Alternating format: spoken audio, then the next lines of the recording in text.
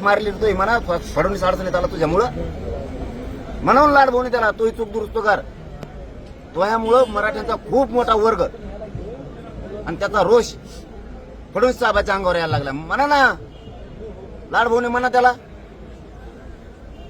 ते सगळ्यांनी चुका दुरुस्त करायला नाही तर लय अवघड होणार. शिंदे साहेबाचा पक्ष तर मराठ्यावरच अवलंबून सरळ सरळ आपलं रोखोक असतंय बोलून. आणि त्याच मराठीच्या लेकरात जर वाटलं केलं मराठी राहत नाहीत. मराठी म्हणतात आता पक्षापेक्षा नेत्यापेक्षा ना सोन्यासारखे लेकर बाळा महत्वाचे. त्यांचंच आयुष्य तुमचा 52 कुळे 60 वाटोळं करायला लागलं आयुष्याचं. तुमचं काय करायचं आम्हाला? कारण आम्हाला आमच्या लेकरा बाळाची मायादया असली पाहिजे ना. पोटच्या लेकराची मायादया रक्ताच्या माणसाची मायादया सोडून द्यायची. आणि नेत्याची पक्षाची मायादया करणारा मराठा नाही. आणि जर नेत्याची मराठ्यांचं जरी वाटोळं होत असलं तरी पण नेत्याची माया करणार असलं ते मराठ्याचं रक्तच नाही ते. तुम्ही अनेकदा बावनकुळेंचं पत्र भरसभेत दाखवलं की व्हॅलिडिटीचा आदेश दाखवला. त्यानंतर बावनकुळेंचं स्पष्टीकरण आलेलं आहे की मी कुणावर अन्याय करणार नाही. माझा अन्याय करण्याचा स्वभाव नाही. जितका मी ओबीसीचा आहे तितकाच मी मराठ्यांचा सुद्धा आहे असं स्पष्टीकरण बावनकुळेंनी स्वतः. ओबीसी जरा आहे तो मराठा जरा आहे नाही तर तू ते निगृह संस्कृती त्यांचा आहे. काही आम्हाला देणं घेणं तू कुणाचा आहे आम्हाला त्याच्याशी देणं घेणं नाही. तुला कधी म्हणलो का आम्ही तू ओबीसीचं कल्याण केलं वाटोळ केलं?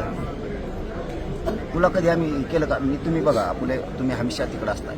मी कित्येक तरी वेळेस म्हणलं बावनकुळे साहेब चांगला माणूस आहे चांगले काम. ही अवदासा कुठून आठली त्याला? कुठून आठली? कामान धामाचे हे रद्द केले ह्यो अन्याय नाही का मराठ्यावर? अन्याय नाही हो. लाज नाही वाटत तुला बोलताना काही थोडीफार? ह्यो अन्याय नाही का? ह्यो मराठ्यांच्या लेकरांचं आयुष्य उद्ध्वस्त केलं. तो हे इतका जातीवादी कोणी नाही. या बावनकुळे हे 96 कुळे माहितीये आमके कुळे हे कोणचं कुळे का मधूनच आलं याची हडप्पा संस्कृती असा दिसतो. तुम्ही सातत्यानं त्यांच्या वर्णावरून टीका करणार आणि त्याने पार आमच्या मुख्य मोडाची वेळ आणली. त्याचं काय ते नाही दिसत का? ते तुम्हाला नुसतं वर्ण दिसतं आणि ते पार वर्णात मुतलाय त्याचं काय? गोरगरिबांच्या मराठ्यांच्या लेकराच्या अन्नात विष घालवलं त्यांनी. गोडकीची व्हॅलिटी आहे भावाची व्हॅलिटी आहे बहिणीचं रद्द केलंय. ही कोणची नियती? तुम्हाला इथं सांगतो त्या माणसाची प्रमाणपत्र निघालंय चुलत्याचं त्याचं निघत नाही. काय आहे काय आहे?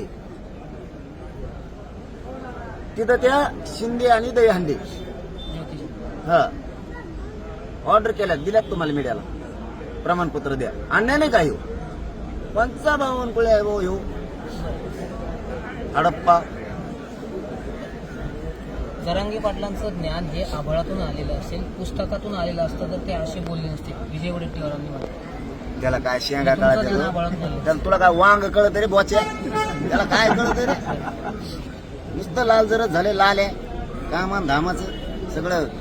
राहुल गांधी सांगितलं त्याला बोलायचं घेऊ का राहुल गांधी पटांगणात? मग राहिले उली ती बोट तर राहून दे ना काँग्रेसाचा बेसराम होईल ना.